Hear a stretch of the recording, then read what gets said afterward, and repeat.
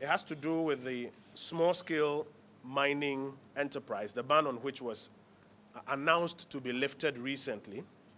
And currently, we are going through the validation of concessions. We've asked people to bring their licenses for the validation of concessions. At this stage, about 700 of those licenses remain unclaimed or unvalidated.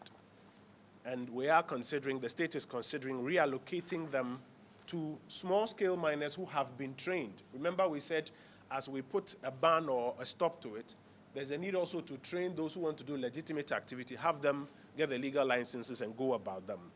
And at this stage, about 700 remain unclaimed or unlicensed. We are considering, if by the end of the window they remain unclaimed, reallocating them. I want to invite up to the podium the Secretary to the Inter-Ministerial Committee on Small-Scale Mining, Mr. Charles Bissue, to give us some further detail on that, after which himself and myself will take your questions on all the matters we're addressing this morning. Just as the Minister said, 700 of the 1,350 concessions or licenses that were supposed to be brought forward, we haven't received them. So as the Minister said, we're going to considering giving them to the illegal miners, whom we call unregistered now, by allocating them to them, those concessions to them. Now, on the 2nd of August, Cabinet approved of the roadmap towards the lifting of the ban. On the 16th of August, in this conference room, Professor Frimpong Boateng led the committee members to outline the details of them. On the 3rd of September, we started the vetting processes. It was supposed to go on for a week, but we've had to extend it for about up to a month. As we speak today, we haven't received all 1,350 small-scale mining licenses. And so the small-scale miners has taken the government back 3 weeks. Within the last 18 months, they were actually agitating for the ban to be lifted.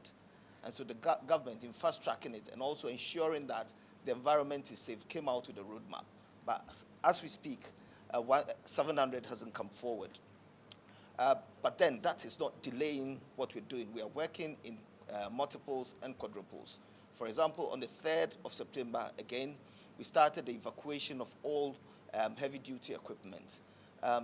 Some estimate that we have about 5,000 or 7,000 excavators within the system. So the committee wanted to know how many we have in our jurisdiction, i.e. the country. So on the 3rd of September, we started doing that. We did Central Region, out of which we've received about 300 excavators.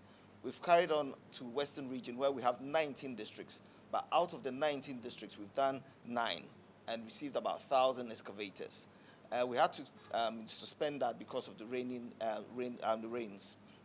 And so the team will go back there. But we've carried on to Ashanti Region. Within 3 days, we've received about 300 out of about 3 districts. Ashanti Region, again, we have 16 mining districts. So this is where we are. But moving forward, aside of the challenges and all that, the small-scale miners have been interacting, the legal ones, interacting with the government as to the way to lift the ban. But the government is looking at when we lift the ban, we need to, ascertain how many excavators we have in each district, how many concessions we have there, and then how many small-scale miners we have in there, so that this system falls under the restructuring and sanitization that the President actually said and gave that mandate to the Inter-Ministerial Committee.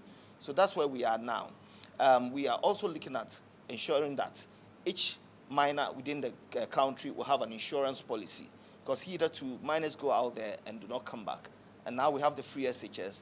We're looking at tertiary education and all that. So we're speaking to insurance companies to actually ensure that each miner would have an insurance policy. So there's a lot going on, but the main thing is that the 700 concessions that hasn't come forward is becoming a problem.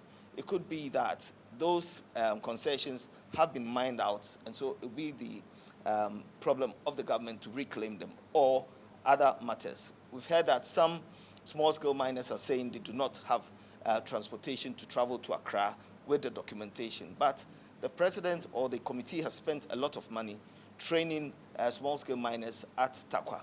So I do not see where you actually go into accrue revenue from there, because the license itself, it's being, allocated or given to you in Accra. And so we're looking at actually receiving them, but we're pleading with the small-scale miners to come forward so that by the end of the week, if we have not received all these licenses, then, as the minister said, it will revert to the state and reallocated to other unregistered miners. Thank you, Mr. Minister.